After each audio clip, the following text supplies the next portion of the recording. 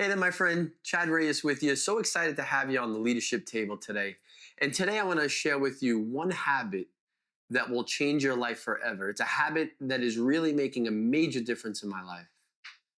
And I just want to share it with you. I'm hoping that you can use that as you continue leading well in this year. And that one habit is this. It's being intentionally good. You know, I share in my book, Awaken Your Potential. I share in the book, in the first chapter, I talk about how there's a difference between having good intentions and being intentionally good. And I wanna encourage you that in this year, the one habit that you could change that will change everything in your life is being intentionally good. So what is that? What does being intentionally good mean? It means being intentional. A lot of people have good intentions. I want to accomplish this and I would love to do that. So they have good intentions, but their actions take them further away from where they actually want.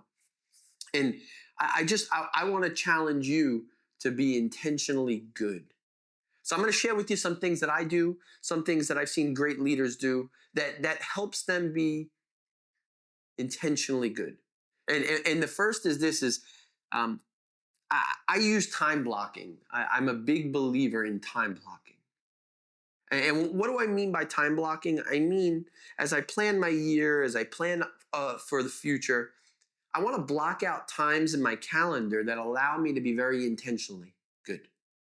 I want to block out times from when I'm going to grow, when I'm going to personally develop myself. I want to block out times for when I'm going to record videos. I want to block out time for when I'm developing my team. I want to block out time for when I'm doing certain activities and behaviors that are so pivotal to the future success. And I know sometimes it could feel dogmatic, but I can tell you this, it actually isn't. Because you know what being intentionally good does? It allows you to open up bandwidth. It actually gives you a system for freedom. Because when you're intentionally good and you block out time in the calendar, it doesn't have to lay on your head. It doesn't have to lay in your inbox. You have it in the calendar. I gotta work on this project. Have a conversation with this person. Follow up with that person. You don't need to constantly allow it to lay on you and weigh on you. That's what being intentionally good does. When you time block, when do you time block to do sales calls, or when do you time block to business development, or time block for developing your people? Another is one of the things that I do to be intentionally good is I use a daily planner. Every day, Monday to Friday, I use a daily planner. And what do I do in that daily planner? That daily planner helps me become very clear on what do I have to get done that day? What are the task items? What are my lessons learned from that day, and what am I grateful for? And what's my calendar for that day? And then that daily planner, it becomes the thing that allows me to be intentionally good. And the reason is I don't write anything anywhere other than on the back of my daily planner in my iPad. You see, I won't take sticky notes and put them up on my screens. I don't send text messages to remind myself. I put everything on the back of that pad and in my iPad. And the reason is that allows me to be intentionally good. It allows me to reduce the amount of time that I have to spend looking for information. The, Being intentionally good is something that requires you to choose on the front end how you want it to look like. I'll share this quickly with you. It's 2006. At that moment, I'm 26 years old. My father just passed away. And I remember saying, I want to do something special with my life. I no longer want to just aimlessly walk through life. I want to do something special. I want to be intentionally good. And I started this process of learning every day and developing every day and growing every day. And this one habit of being intentionally good is transforming my life, my wife's life, everyone around us life, hopefully your life because you're being impacted. Being intentionally good is a game changer. And at the end of today's conversation, today's leadership table, you're gonna we're gonna share with you 5 steps that you can do to move from having good intentions to being intentionally good. I'll share with you the 5 steps at the end, but I don't want for 1 second for you to believe that this habit hasn't changed my life, because it has radically changed my life. You know, let me tell you the benefits of being intentionally good. I don't know about you, but when I'm around people that are doing a lot of things and they have a lot on their plate, I could tell the ones that are being intentionally good from the ones that have good intentions. We all have a lot on our plate. I'm sure not you're not any different than I am, where your calendar is pretty intense. But my question is, does your intensity of your week dictate where you're going, or do you dictate where your intensity of your week is going?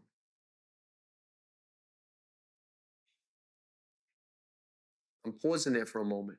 Does your intensity of your week dictate where you're going, or do you dictate where the intensity of your week is going? See, intentionally good people, they're telling time where they're spending it. And what I want to do is I want to talk to you today about some of the benefits of being intentionally good. I talk about it in my book. I'd encourage you to pick up a copy of it, Awaken Your Potential.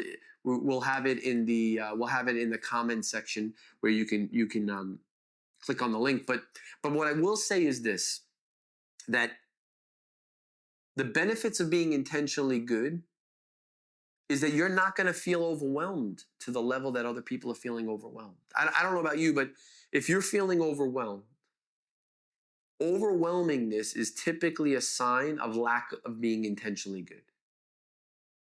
Overwhelmingness is because there's so many things happening and you haven't shared where your time is going. So those things are telling you where your time is going. You don't need to do that this year. You could be intentionally good, because this one habit will change your life forever. Because then it doesn't, this is the great thing, it doesn't end in your leadership in your business. It actually shows up in all other areas of your life, because who you are shows up everywhere you are. So if you're a person who's intentionally good, then everything you do you'll be living with an intentionally good mindset. The benefits are a increased level of focus. That's a benefit that I think is very powerful. An increased level of focus. Another benefit of being intentionally good is that people can depend on you, because they know that you're going to be a reliable person because you're very intentional with how you do things.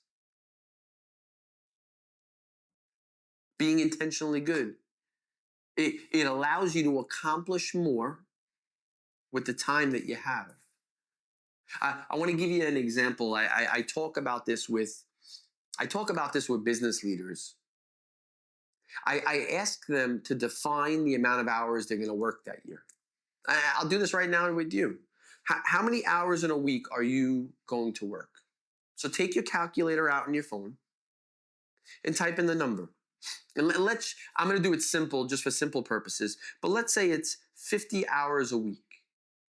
Okay, so 50 hours a week, and let's say you're going to go on vacation 2 weeks out of the year. So you're working 50 weeks. So 50 times 50 is 2,500 hours. Now that you define the amount of hours that you're going to work this year, are you going to be intentionally good of where those hours are getting allocated in your calendar, and with who you're investing them in and where you're investing them? You see, good intention says, I just want to have a good year.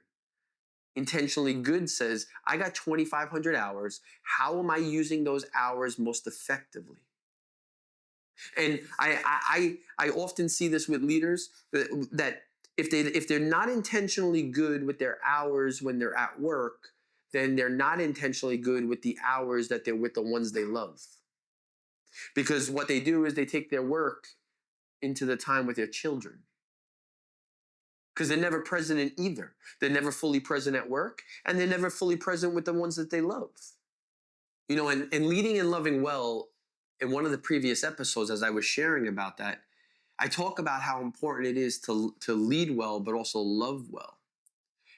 And in being intentionally good, the power of being intentionally good is that when you define the 2,500 hours that you want to work, you could then say, spending time with these people or investing time with these people, it's not going to bring the return that I need. Or if I give these people more time, guess what happens? We're going to have a greater return. And I don't mean a return just financially. I mean a return. When I say return, I usually say it in 3 ROIs. A return on our investment, a return on our influence, and a return on our impact. Because that's the key of being intentionally good. One of the things that Danielle and I do is we look at a few people in our lives that we say, if we can get behind them and we could help resource them and we could help give them, lend some of our knowledge and some of our strategy, what can it do to help expedite what they're doing?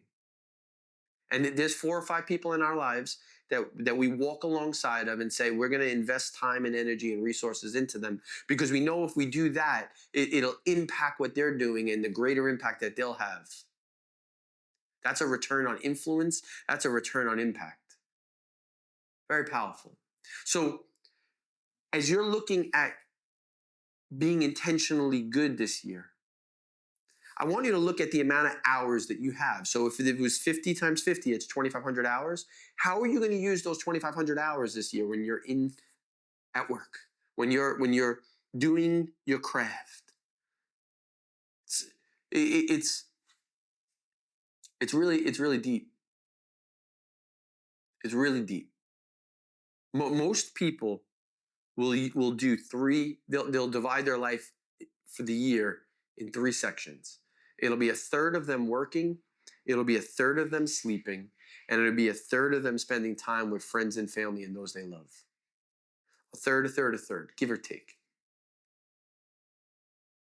And if that's the case, and we have about a third of our time going in each area, don't we want to be intentionally good with how we sleep? Don't we want to be intentionally good with how we show up to work? And don't we want to be intentionally good with those we love and our family and friends? That's the difference. This one habit of being intentionally good in everything you do, it will change your life forever. It's done it for me. I know it'll do it for you. How I can speak so confidently is 21 years ago, I was a hot mess.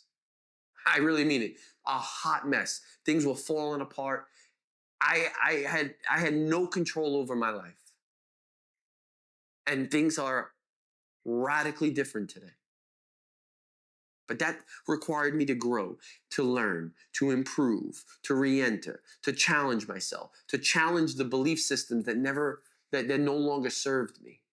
On one of the previous episodes, I talk about, if everything that you believe to be true is false, when would you want to know? Someone asked me that question in 2009. It changed my life.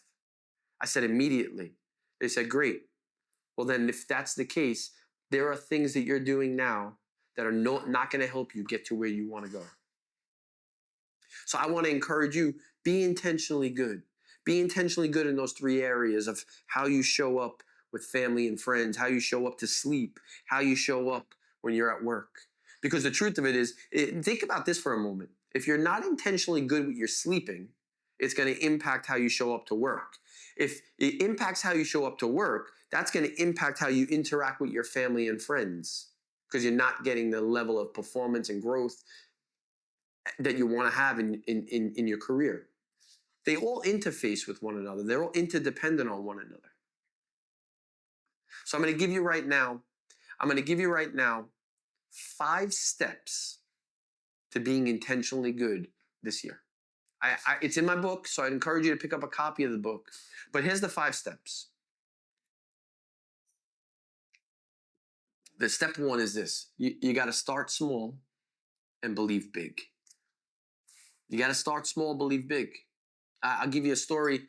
I have a buddy of mine, Wakiki, one day, and I was sharing with him this vision and dream that my wife and I had to impact the next generation. And he asked me at that time, he said, how much money do you think you need to do that? I told him a number of $30 million. He's like, $30 million you need. He said, well, what about just helping one person? Start small, believe big. And he gave an example of a starfish. He said, Chad, there was a young man with his son. There was a man with his son, and they saw an older gentleman on the beach. And as this man and his son was walking on the boardwalk, they see this gentleman on the beach, and they say to him, the older man comes over to the kid and says, hey kid, what are you doing? The kid says, I'm throwing this starfish back in the water. And then he takes another one and throws it. And the grown man says, hey kid, you see all the starfish that are out there? You think you're making a difference? And the kid walked back from there and walked over to his dad and was like kind of deflated. And his dad said, what happened? He told him the story. Later on, the kid's walking on the boardwalk and he goes back on the beach and takes a starfish and throws it into the water. And the same man comes and sees him and says, hey kid, what didn't you get from what I told you before? You think you're making a difference? He said, maybe you're right, but I made a difference in this life, and I made a difference in this life, and I made a difference in that life. That's the power of starting small and believing big. You don't need to impact tens of millions of people initially. You need to just start small. But you got to believe big. That's the power of being intentionally good. People that are intentionally good, they start moving. They have big vision, but they start with where they're at. Let me give you step 2. Step 2 is this. They start walking and the vision becomes clearer. So now you start walking. This is the power of being intentionally good. You first have to start walking where you're at. And as you start walking, things start getting clearer and clearer and clearer. All of a sudden, the people, the vision, the resources, everything that's needed to fulfill it starts coming in. But that's because you started walking and it became clearer. That was step 2. This is good stuff. This is good stuff. Let me give you step 3. Step 3 is you start from your area of giftedness. This is the reason why being intentionally good is so key. I don't believe that anyone can be intentionally good in a weakness. Hear that out. If you're operating out of something that you're not good at and you're putting all your energy and time to become good at that thing that you don't even have any talent in, you eventually get frustrated. If we're going to be intentionally good, we need to operate out of our area of giftedness. And what that means is this. When we operate out of a weakness, we start in an area that we're not good in. And the best, if we put all our energy and effort in, the best we ever really become is average. But when we operate in an area of giftedness, we start at average with the ability to become excellent and great. And my friend, if you're going to be intentionally good, you better start focusing on your giftedness. These are the things that you're passionate about and competent at, that as you continue to refine that skill set, you become more valuable and more valuable and more valuable.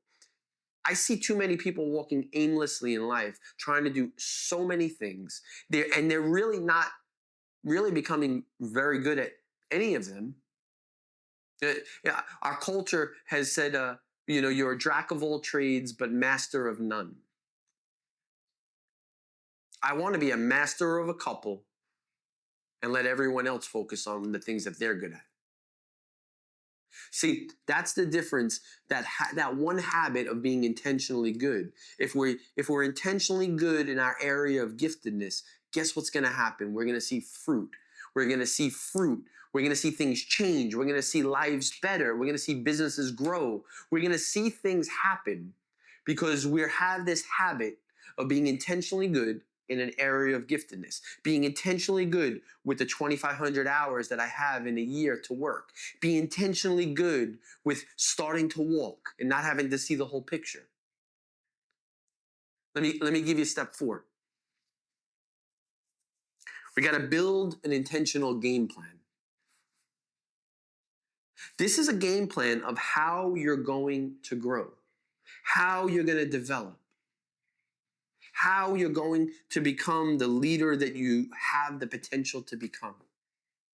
And I'll share this with you. I go deeper in the book, but there are 5 areas that you need to grow in. We call them fishes, FISHS, financial, intellectual, social, human, and spiritual.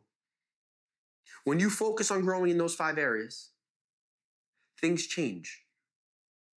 When you build intentionality, when you become intentionally good in those areas, how do you steward your finances better? Intellectual, what are the books that you read that help you become more valuable, that help you become and reach your full potential because you're in your area of giftedness? How do you add value to your social community and your social capital, the people in your life that matter most to you? I mentioned earlier that my wife and I, we have 4 or 5 people that we walk alongside and add value to them to help them make an impact in other people's lives. How do you do that? Human capital. How do we develop our giftedness?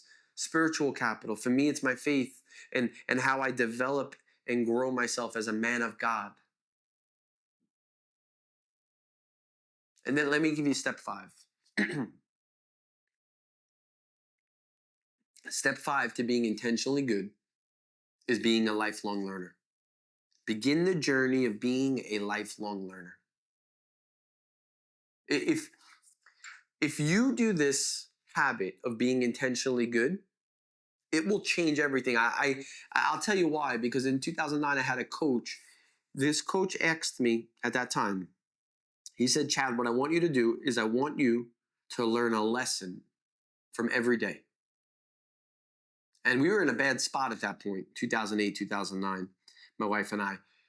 But I committed to learning every day just a lesson. And in the first year or 2, you didn't really see tremendous difference. The next couple of years, you start seeing a big difference. I'm 15 years in, and I am seeing a huge return on that one daily discipline. That one habit of being a lifelong learner is changing my life. When I sit down at the end of the night and I say, I do this every night. I say, Chad, what did you learn from today? How could you improve tomorrow? If you do that, what it will do for your life, what it'll do for those that you love, those that you lead, it changes everything. Most people show up the next day and they're the same person they were the day before. Think about that for a moment. The only thing that is going to allow you to have the life that you want is every day you show up better than you were the day before. That's what allows people to become the leader that they have the potential to be. And I just want to challenge you today that the leader that you are designed to be requires you to be intentionally good. So as we wrap up today's conversation, I just want to challenge you. Be intentionally good. Make sure that you're showing up every day being intentionally good, and watch what happens. It'll change your life. Hey, drop a comment, like it, share it with your friends. This podcast, The Leadership Table with Chad Reyes. I'm just excited to spend time with you. I'm believing that this is making an impact. And I'd love for you to share in the comment box your biggest takeaway from today's video. I'd love for you to share your biggest takeaway from the conversation you and I just had. Hey, until next time, be well. I'm just so glad to be on the journey with you. Thank you for allowing me in your life. God bless you.